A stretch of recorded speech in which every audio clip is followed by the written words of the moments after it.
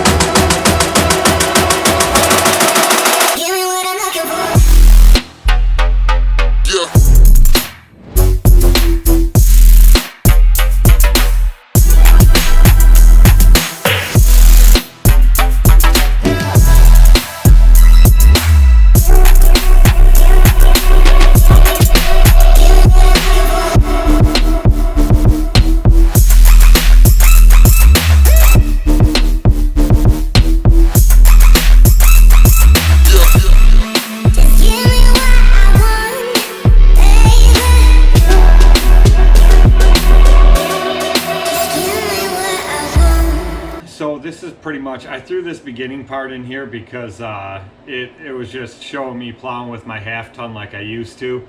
And yes, that is a poly plow. I miss that plow. I miss this truck. It was pretty awesome, but you know, it was time to upgrade and I needed a heavier duty truck for numerous reasons, mainly for the new camper that my wife decided we had to have.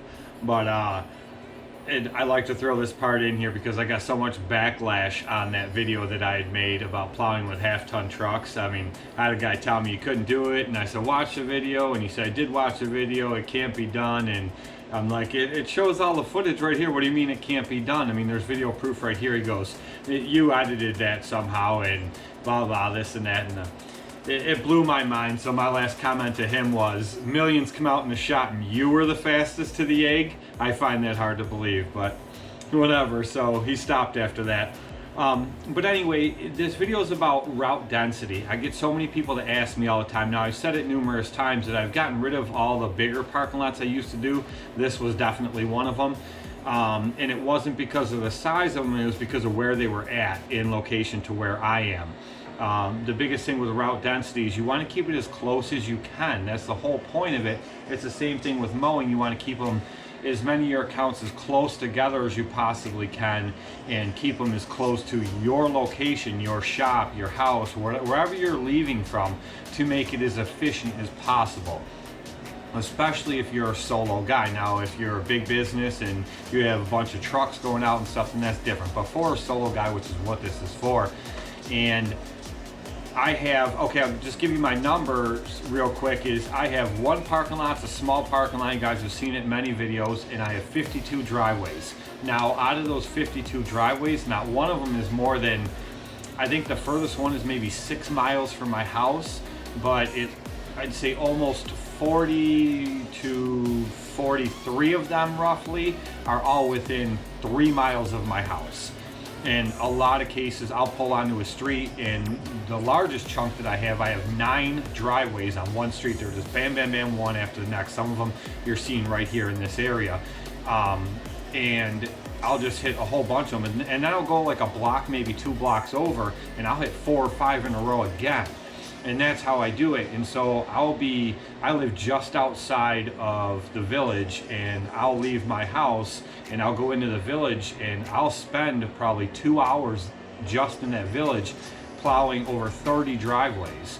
And that pack of them is, none of them are more than 2.5 miles from my house. So you see what I mean? That's the whole point of route density. I keep them close together, and it does a lot of things for me, which one in particular really helped me out for all the years I plowed with a half-ton truck. And that being, that I didn't have to rush. And I've said this a million times, I didn't have to beat on my truck. I wasn't plowing into somewhere and then the truck's in reverse before I stop, and I'm plowing back and it's back down in the drive before the truck stops. You know, just rushing and going non-stop, because that's what you have to do to get them all done in a decent amount of time, or to stay up on it you have to rush like that. So I've always made it so that I can't be in that predicament. So I'm not forced to rush. I'm not forced to half-ass these driveways and just leave them looking like crap. I've had people comment on the videos as well, wow, that driveway didn't look like it was scraped clean. Well, you got to remember, when you're watching plowing videos, video footage doesn't always show it exactly how it is. Like some of these driveways, I'll back drag it out and you'll see it'll still look white, but that's like a dusting. Like it literally scraped it down to just that dusting there. Some driveways are uneven, they're not perfectly flat, so you're not going to scrape it perfect every time anyway, but you've taken enough off that the customer is happy. You've taken it down as much as you can. So video doesn't show that a lot. But back to what I was saying, you still have to be able to get through everything in a timely manner to make the maximum amount of money you can and burn as little fuel as you can. That way you're maximizing your profits, and that's what it's all about. So, you know, I make sure that I do just what I can handle efficiently and take my time. You know, I mean, I'm still moving along. I'm moving pretty good, but I'm not rushing to where I'm beating the living crap out of my truck, or I'm beating the crap out of my plow, things like that. So it makes a huge difference in how long your equipment's going to last and the amount of repairs you're going to end up doing and things like that. So keeping them close together and tight knit, I get calls all the time for driveways, and even into the winter I still get calls right up through the whole season.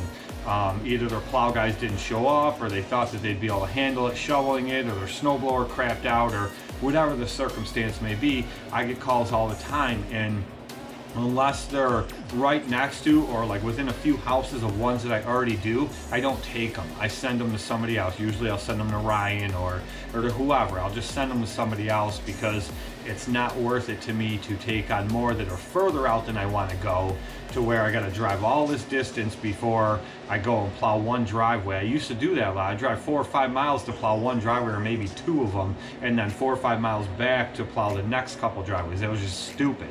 I was burning a ton of fuel, and I'd find myself rushing to get out to them and to get back, and so it's not worth it for me at all. It's not worth it for anybody, in my honest opinion. But this is just how I do it, and you know, and like I said, I've gotten so much backlash, and I've gotten so much from people that are just hammering on my videos and saying this is crap, or why do you do it that way, or you don't know what you're doing, this and that. But you know what, I'm the one putting out the videos, and I'm the one showing my work and not afraid of the criticism. So I disregard a lot of them guys, you know, and a lot of them are just fake accounts anyway. But the whole point is you have to keep them tighten it. Don't worry about turning some down because they're too far away. You'll get those calls and they'll be closer, and that's how you want them to be. You don't want them to be way the heck out there. It's just not worth it, and you're wasting time, you're wasting money.